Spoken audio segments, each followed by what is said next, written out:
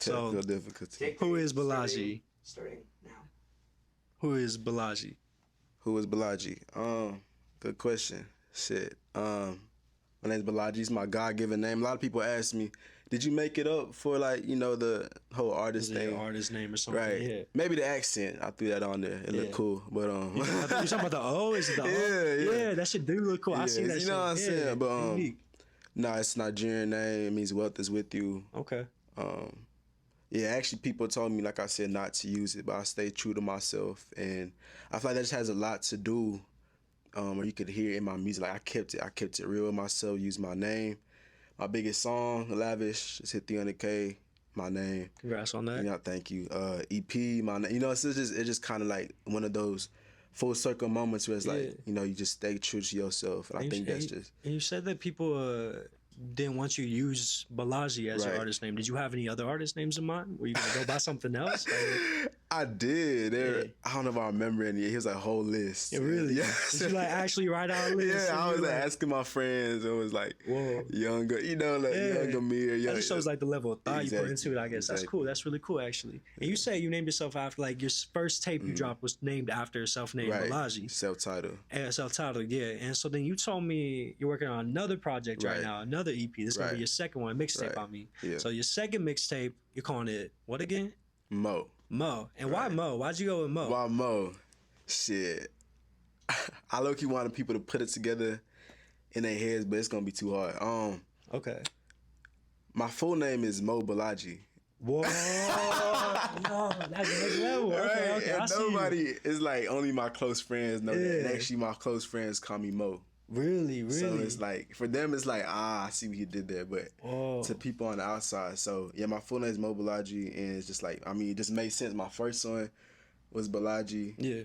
Second one is Mo, alter ego. You know? Well, then I got a question. What's up? Is Mo really your alter ego? Right. Like, Mo really the alter ego. Who is Bolaji the alter ego? But if your friends, your close friends are calling you Mo, the people who really know you call you Mo, then is Mo really a side of you that, whoa, okay. Let's put something together. Let's put something together. You know what I'm saying? It's just perspective, really. Yeah. You know, I'll leave it open for people to dive deep into. And that's really important as an artist to be able to, like, you always have to keep in mind the listener. And you're not the only person listening to music, at least not ideally. Right. So you gotta keep in mind, when they hear me, how are they gonna interpret what I say? What is this? How is this gonna resonate? So it's cool that you're thinking that far ahead and you really put in that thought. Like, damn, they're gonna look years down the line. They're gonna look back and be like, oh, Mo Bolaji, like it all makes sense now. So it's really cool that you're thinking that far ahead. And I gotta ask, because when I think of alternate personas, you get, of course, like Eminem, Slim Shady, but then you also get one of my personal favorite artists, and we talked a little bit about it. I know you fucking with them, you know, I'm on mission. Tyler, bro, you got Tyler with, you know that video he dropped recently where he had like the cherry bomb, you see it? Yeah, with the different. Yeah, where he like ended up killing all his past selves and stuff. So I'm curious, when I want to talk about your inspirations, is Tyler one of your biggest inspirations? Who would you say inspired you and inspired this persona-driven art form you want to take apart, or like the direction you want to go? Good question. Yeah, definitely you can't tell. Tyler is a big inspo for sure. Just creative aspect, you know, just having the different, because a lot of times you want to tell different stories, you know, and I feel like music, a lot of times people just think, I can only tell my story. And for this this EP this project, I actually I came up with the character, wrote all the traits down, and I lived out this character for 3 months straight. So I was able to actually build stories around that after living out those experiences. I just feel like having alter egos allow you to just be different, like, personalities and shit without, you know, people being like, you know, being like he's acting different or something. It's not that I'm different. I'm not who I used to be right now. I'm somebody else. It's kind of like with method acting. That's how I relate to, because I'm kind of big on film here and there. A lot of actors will like they'll become the role for months. They'll completely become that person. They'll starve themselves. So they'll do like crazy things just to really get in that mindset of the person they're portraying. Really, it's a form of artistry. So I say you're kind of, what's the word? what's the word? Bro? You know what the word is? What's the word with the guy like method acting? Never mind. Yeah, yeah. That's it. Yeah. So yeah, you're like a method artist in a way. You very much become the artist that you're. That's the hook right there. The method artist. That's sick. Method artist. Yes, that's sir. cool. And I feel like a lot of people don't really do that nowadays. Like a lot of people are just the one persona, and they do kind of one thing, and they keep it kind of simple. Like the music industry can get a little bland in that way. Got the same people trying to sound the same, trying to do the same, not really elevating the artistry itself. Whereas you over here coming up thinking like 10 years down the line how they gonna view you. You over here writing out the persona. You over here embodying the character. That's a level of artistry a lot of people like myself will respect, and that's definitely gonna take you far. 100%. I see it already. Like you gonna be the type of people like people are really gonna listen to, and really gonna like they're gonna be lore videos and shit. Type shit. They're gonna be the lore of Bolaji and Mo and like how they're feuding. You get really deep in it too. Exactly. How deep do you plan on getting with it? Is there somebody else we don't know about? Shit. Have you thought that far ahead or like just one step at a time right now? Yeah, but definitely I do. It's still in the process. Definitely, I'm thinking steps ahead as well. Yeah. But I do like what you said about the just like the artistry and stuff. I really am. I really take a big pride on that. Just cause, I make what I like. You know what I'm saying? Yeah, I get that. And a lot of people, they'll be like, okay, I started making this. This is what popped off. I got to keep on making this. For me, it's like I started doing this by myself in my room. Everything I do is for myself. You know what I'm saying? But now that I do have an audience, it's like, okay, I love you. Obviously, I love it. I love it. I endure everything. But at the end of the day, it's what I like. So, obviously my biggest song is Lavish, but I go from that to singing R&B. I just dropped the Afrobeat. It's just like whatever I like, and that is just, I feel like a lot of people can, you know. Yeah, I'm an artist myself too. Right. Like, you know, I feel the same way.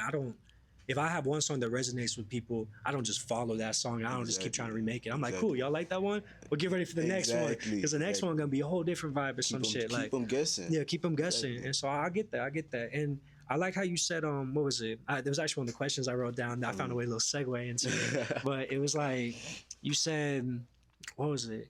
Oh, you say you make music for yourself. Right. And I'm curious, who is yourself? Who's that person you're making the music for? It was like, for me, I make the music for the kid on the bus who like has his headphones in by himself, kind of like that loner vibe, kind of like that loner skateboard, like shit. What are you making music for? Who's the audience you're looking for? Who's your community? Or what do you think it is? That's a good question. I would say people who were definitely like soul, like old souls for sure. Definitely people who just like true like musicians, and I feel like I really try to. That's not even what you asked. Yeah, no, hold on, let me see. I'm still working on asking the questions. Nah, you good. Nah, it's the way. But nah, probably for. I don't know, just because I've tapped into so many different scenes, it's kind of one of them questions that I'm still trying to, you know. But I definitely thought for people who adventurous or like to just find themselves still, because it took me a minute to actually find myself, and I feel like through, like, especially with the last EP, it was kind of my process into becoming. That's why I self-titled just like songs like Lost, where. If you really look into the lyrics, where I'm just like, and it was a time of just depression, right? Nothing was going my way. But during that time, at the end, I said, looking in the mirror, right? And all along, I was a star. Like, just having that reflection and finding yourself for those people who are still, you know, because it took me a while. I endured many different, you know, challenges, aspects of, you know, just trying to find myself. And once I did, that's really when everything started clicking. It's just, you know, being able to, if you can relate to it and able to do that too, you know, And yeah, I think you answered it. You answered it right off the jump, and then you went deeper into it. But that. Really, when you said it's for the soul, that's what it is. Yeah. You make music for the soul. You make music to touch people, to connect with people, to let people connect with each other. Exactly. And that's what being an artist is. Being a true artist, I guess, like being able to connect with others, being able to bring people together. So that's cool. Yeah, that's good. That's good. Yeah. That's a good reason to make it. Make for the soul. Bring someone's day up, or someone that's sad, someone lost right now. Have them play that and help them get out of it. Let them know they're not alone. Like shit. Yeah. I've been here too. Yeah, and just you saying that, like people like reaching out. I mean, because now obviously I'm getting bigger. Just people reaching out, like, oh, like your song helped me get through. Sorry, my fucking thing popping off right now. Sorry. Good. Continue, hey, y'all peep these cool ass little things we speaking into. Yeah, they cool as fuck, but I've been feeling it was too much. Continue though, my bad. Nah, but yeah, literally, what was I saying? You talking about we're talking about loss, and you said people reaching out to you. Yeah, people just reaching out, just being able to be like, oh yeah, this song helped me through my exam. This song helped me when I was sad. This song, I played it for my girl. Where so just stuff like that, where it's like, wow, like you're able to connect with people on a deeper level, and it actually is able to impact them. So that is definitely a good feeling. Yeah. And it's kind of like what we were talking about earlier, like how it resonates with people differently, right? And like how what you're saying is interpreted differently. And so for you, it was this moment of depression. It was you being lost. It was you finding yourself. For somebody else, though, maybe it's a heartbreak, or it's trying to. Maybe it is the exact same thing, trying to find themselves. Like it's all about how people interpret it in the moment, and what it means to them in the moment. And that's really where you find your true fans. That's where you find your people. Your person isn't going to be one specific person all the time, but in that moment, it will be them. They're going to hear that in that moment. You were there for them, and then for the rest of it, they're going to ride or die. That's how I feel about a lot of the artists I still listen to. So I get that. That's cool. I fuck with that. Appreciate that. Yeah. Shit. Let me look at my questions, because I feel like we got pretty good answers with that one. Let's see what else I want to ask you.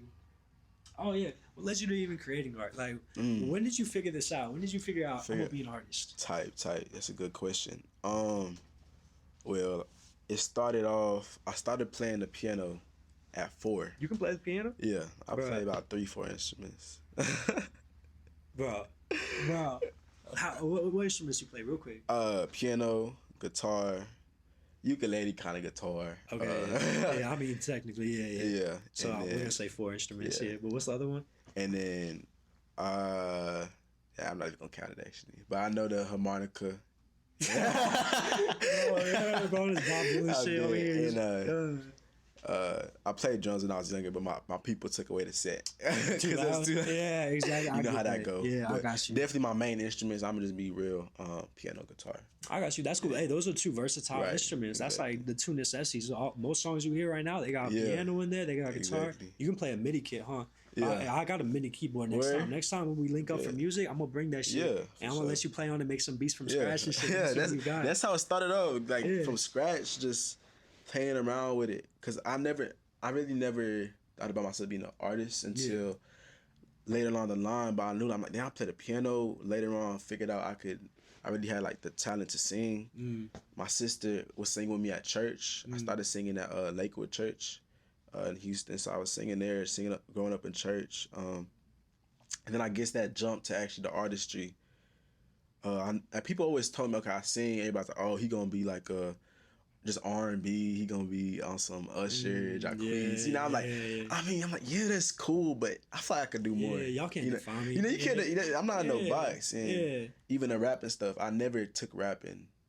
I never thought I'd ever rap. I'm not gonna lie. Even last time, even up to that point, I actually tried it though. Like just for fun, like at church, I just rap a couple lines. Or my friends, there's actually like there's people doing like rap groups and stuff, but I was I don't want to go deep into that. So that jump to the artistry, it was actually I played. All right, I think that goes to your other question too. I played basketball and soccer. I just grew up just really doing a lot of things. Right. So I was really taking basketball seriously. Okay, so music wasn't even the primary focus. It was just something you could do. Right. So I was doing that on the side. Basketball, a lot of hoop dreams I had. I was a victim. But like it was I was actually like, it's one of them things though that I never uh regret. But I was putting like 4 hours a day, waking up, Whoa. hooping. I got You pretty taking it good. serious, Yeah, I yeah. was taking it seriously, and I was like, yeah, I'm gonna play college level. I was thinking like, okay, if I don't make it to the league overseas, like this was like really my plan. You I'm talking about hooping. overseas? Yeah, like who? Like I'm thinking like I'm Bro, really finna hoop, yeah, right? wow. But things where it was just like it's one of them things where something is set in motion for you, right? For I'm religious, right? So for me, it was like if it was one of them things where God had something planned for me, but I had something else in sight, right? So it Something was else in mind. you're right. It was something I wanted, but it wasn't for me, Yeah.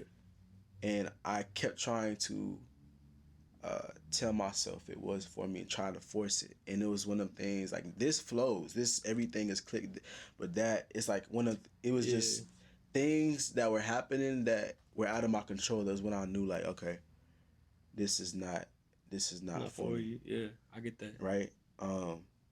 So eventually that led me because I was like, okay, if this is not it, he kept showing me signs after signs. If this is not for me, then what is? And I just got to a place where like, wow, what am I doing with my life? And that's what led to like my grades started slipping.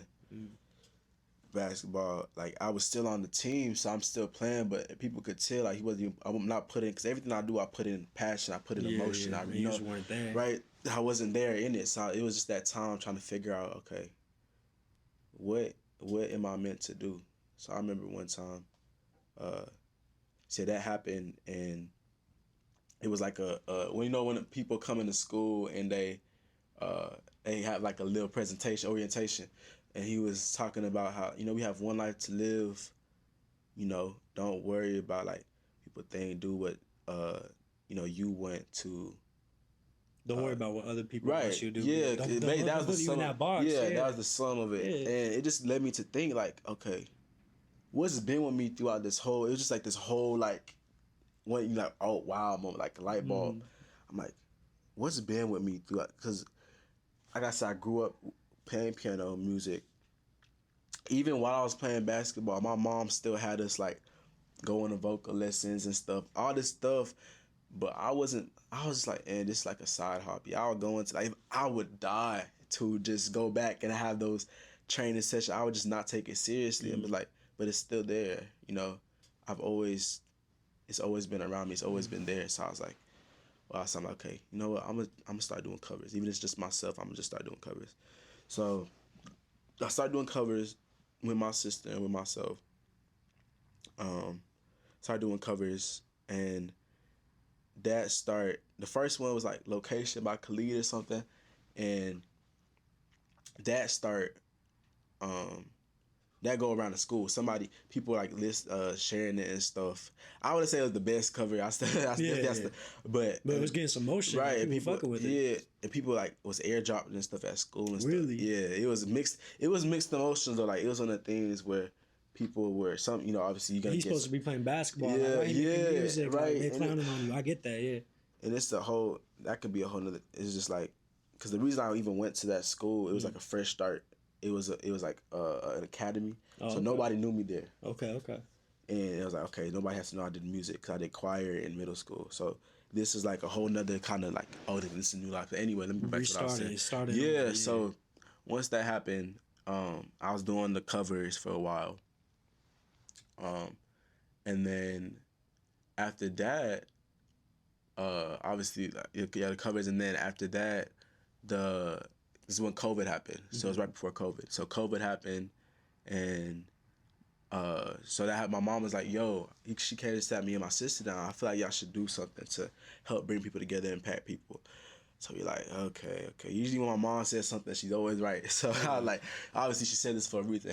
Something had to come to her chest. So we make the song, and it's about like just being positive throughout coronavirus. And you know, looking back on it, it's kind of cringy to me. But it's that's how it always, yeah, it's always cringy at the start. Right, but that ended up going on the news. Really? Yeah. So the 2020 around March, that was on the news. Bro, you made it on the news? Yeah. Bro, that's crazy. So that was at the first, like, damn, you know, everybody was spreading it around, family members, everybody hitting me up. And it was like, oh, shoot, okay.